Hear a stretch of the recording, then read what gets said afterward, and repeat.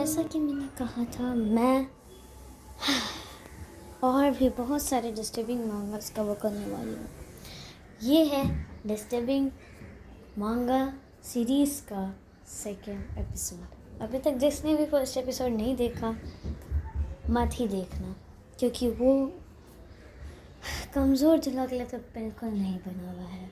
वो बहुत ही ज़्यादा हॉरिफाइंग और बहुत ही ज़्यादा डिस्टर्बिंग और डिस्गस्टिंग है ना। मैंने जो मांगा उसमें एक्सप्लेन की है वो देखना ना, अगर मेरी वीडियो देखना, अगर तुम सॉफ्ट हार्टेड हो तो आज मैं तुम लोग के सामने मिटोरी से भी सबसे ज़्यादा डिस्गस्टिंग मांगा सर्व करने वाली हूँ। So I present you the most flipped up manga डोकोमोशी। इसमें लिटरल तुम्हें सब मिलेगा। सब मीन्स सब। अब मेरा सबसे क्या मतलब है?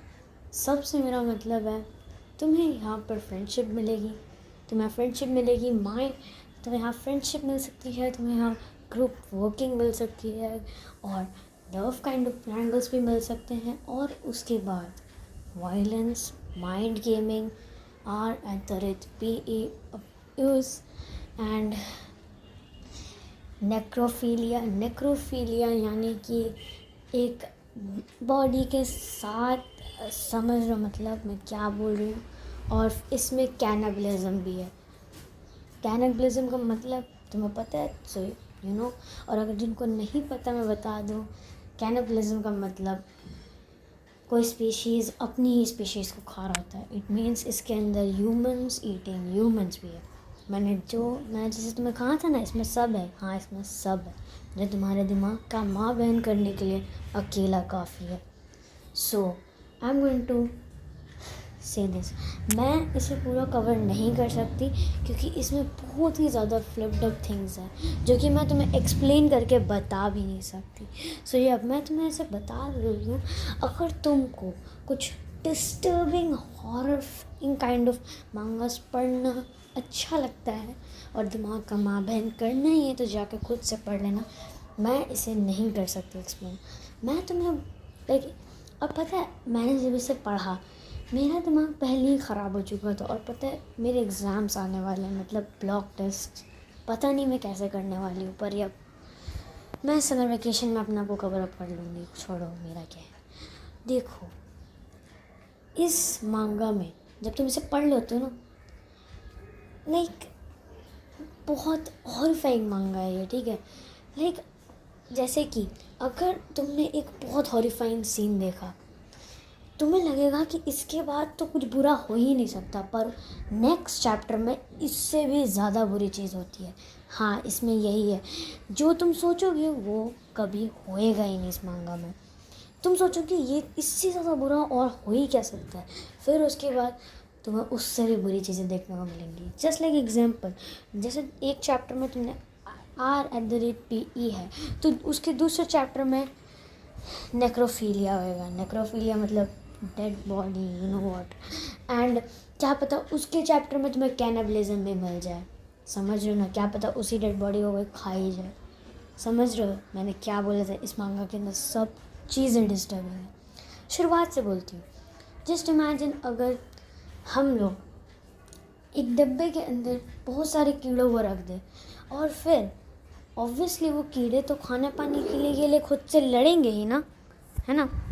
तो जैसे ही खाना पानी के लिए लड़ेंगे, है ना, तो एंड में जो कीड़ा बचता है उसे हम लोग द स्ट्रॉन्गेस्ट मानते हैं, एज IQ और एज द पॉइजन। अब जस्ट इमेजिन अगर हम लोग उस बॉक्स को थोड़ा बड़ा करें और उसके अंदर कीड़ों की जगह ह्यूमंस को रख दें। हाँ, जैसे एक बड़ा सा स्कूल है, उसमें हर एक जगह ब्लॉक्ड है, मतलब खिड़कियाँ तक, not even light can enter that thing. And उसके अंदर 7 लोग हैं। लाइक एक बिजनेस वुमेन है, 2 बिजनेसमैन हैं, एक छोटी बच्ची भी है। हाँ, एक छोटी बच्ची, और फिर एक मोटू सा इंसान जो कि मेरे को 1 सेकंड में देख के समझ आ गया कि यही PDF फाइल है। PDF file means Orochimaru. If you know you know. And इसमें एक स्कूल की बच्ची को मैं बता दिया, और फिर इसमें 2 कॉलेज के भी लोग हैं, एक लड़की है और एक लड़के हैं। कॉलेज अलग अलग है दोनों के, ठीक है। और एक बिजनेस वेमेन और 2 बिजनेस मैन्स। तो ये 7 लोग यहाँ पर ट्रैप्ड हैं। अब ये तो नॉर्मल स्कूलों की तरह ही है कि क्लासेस हैं, एक फीमेल वॉशरूम एक मेल वॉशरूम, पर 2 रूम्स थोड़ा अलग है। एक रूम में एक 7 दिनों का टाइमर लगा हुआ है, यानी कि 168 का टाइमर उसमें ऑन हो चुका है, मतलब आवर्स का। मतलब यहाँ 7 दिनों का टाइमर लगा हुआ है, इन्हें बस 7 दिनों तक यहाँ पर रहना है। और दूसरे रूम में एक पूरी पॉलीथीन बिछी हुई है, और वहाँ पर एक खाने बनाने का सामान है और एक मीट काटने का नाइफ़ है जो वहीं पर चेन से बंधा हुआ है। अभी तो सिंपल है, इनके पास खाना बनाने का सामान है और ये लोग 7 लोग भी है, आराम से काम करेंगे तो 7 दिनों तक सर्वाइव कर लेंगे। पर एक चीज़ है, यहाँ पर खाने को कुछ नहीं है, पीने को पानी ज़रूर है पर खाने को कुछ नहीं। If you got my words then you are smart, but if you don't, मैं हूँ दिमाग ख़राब करने के लिए तुम लोग के। देखो, इसका यानी कि मतलब है कि इन्हें खुद को ही मारना पड़ेगा for the food, for the survival. और इसी चीज़ की वजह से ये मांगा बहुत डिस्टर्बिंग और डिस्गस्टिंग हो जाती है। इसमें ये मांगा बस इसी चीज़ में बेस्ड है, जो कि बहुत ही ज़्यादा फ्लिप्ड अप है। इसका आर्ट इसे और हॉरिफाइंग बना देता है। इसके अंदर मैंने तुम्हें बता ही दिया, हर एक चीज़ है जो तुम्हारे दिमाग का माँ बहन एक करने की काफ़ी है। अभी देखो, मैं तुम्हें बता देना कि इस मांगा में जो भी चीज़ तुम सोचोगे कि इससे बुरा क्या हो सकता है, नेक्स्ट चैप्टर में उससे भी बुरी ही चीज़ होएगी। मैं तुम्हें बताया था। ये चीज़ बस और बस स्टोरी में ऐड नहीं है, इनके हर एक कॉन्सेप्ट में ये चीज़ एडेड है। यानी कि जो कैरेक्टर्स यहाँ पर है उनकी बैक स्टोरी में भी ये चीज़ अप्लाई होती है, और ये बहुत ही ज़्यादा फ्लिप्ड अप तरीके से होती है। देखो, मैं तुम्हें ना सबसे पहले जिसकी बैक स्टोरी में बताई जाती है वो था ये बुलियर। हाँ, ये बहुत बुली करता लोगों को, तो मैं बुली ही बोलूँगी इसे। देखो, ये एक एम्प्लॉय है। मैं अभी इसकी ना तुम्हें बैक स्टोरी बता दूँगी, फिर तुम इमेजिन कर लेना कि बाकी सबकी कितनी ज़्यादा फ्लिप्ड अप होएगी। देखो, ये इसकी बैक स्टोरी सबसे फर्स्ट में रिवील होती है। ये ना एक्चुअली में एक एम्प्लॉय है जो कि लाइफ एम्प्लॉय की तरह नहीं, बॉस की तरह फुल ऑन जीता है। और इसके पास कार है, जगह है, गाड़ी है, बंदी है जिसकी शादी कहीं पर भी शुरू होएगा। अब ये एक बार ये कार में हो गया। अब ना इसकी थोड़ी रैश ड्राइविंग हो जाती है इसकी वजह से, जिससे ना ये दूसरे कार से टकरा जाता है, जिसमें 3 मेंबर्स की फैमिली है, एक फादर, एक मदर और एक बच्चा। एक बच्चे को शायद से कुछ बीमारी हो चुकी है, इसलिए उसका फादर बहुत जल्दी भागा रहा था अपनी गाड़ी, और यही चीज़ हमारे बुलियर को पसंद नहीं आती। तो ये गधा जाके रिवेंज लेने के लिए इनकी गाड़ी को 3 से 2 या 3 से 4 बार ही ठोकता है, जिससे इनकी गाड़ी एक ट्रक से जाकर टकरा जाती है। And blast on the spot 3 members की फैमिली वही ख़त्म हो गई। तभी से इसे वो फैमिली हॉन्ट करती है। अब देखो, ये मांगा हम लोग को शुरुआत में ट्रॉमेटाइज़ नहीं करे, इनके कैरेक्टर ही पहले ही ट्रॉमेटाइज्ड है।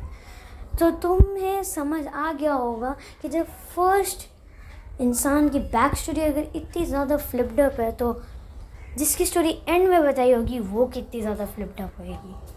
सुनो, मैं तुम्हें एक चीज़ बता दूँ, जो इसका मेन कैरेक्टर है उसकी स्टोरी सबसे ज़्यादा लास्ट में बताई गई थी, जो कि इतनी ज़्यादा फ्लिप्ड अप थी कि मैं तुम्हें एक्सप्लेन तक नहीं कर सकती। मैं तुम्हें बता रही हूँ, अगर तुम्हें horror kind of disgusting disturbing मांगास पढ़नी अच्छी लगती है, और तुम्हारे दिमाग को लगता है कि कोई भी मांगा उसका तुम्हारा दिमाग सोचता है कि मुझे तो कोई माँ बहन एक मेरा कर ही नहीं सकता, कोई भी ऐसी कोई मांगा है ही नहीं, तो जाके इसे ज़रूर पढ़ लेना, समझ आ जाएगा तुम्हारे दिमाग। तो देखो भाई, तुम अगर सॉफ्ट हार्टेड हो तो बिल्कुल बिल्कुल बिल्कुल भी इस मांगा को मत पढ़ना, नहीं तो भाई तुम सो नहीं पाओगे। सच्ची बता रही हूँ, तुम सो नहीं पाओगे, तुम्हें वो हॉन्ट करने लगेगी वो चीज़ें। इसीलिए तो मैं तो तुम्हें बिल्कुल भी नहीं एडवाइस दे रही हूँ इसे जाके देखने की। पर अगर तुम्हारे दिमाग में बहुत जोश है तो जाके देखो और अपने दिमाग की माँ बहन करो।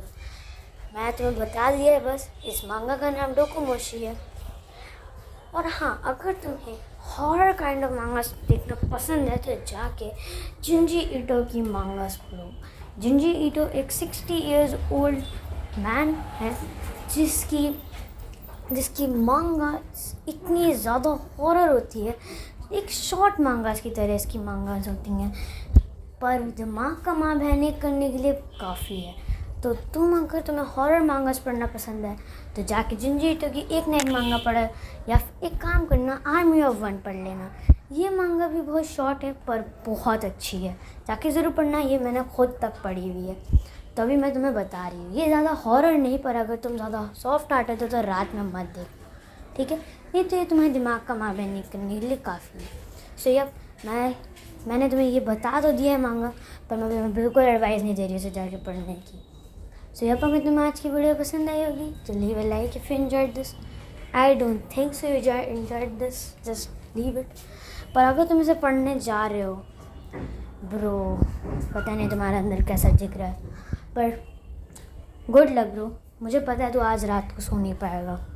सो yup, this was the video and ऐसे ही इसके 3 और पार्ट्स आएंगे और लास्ट वाला सबसे ज़्यादा डब होएगा।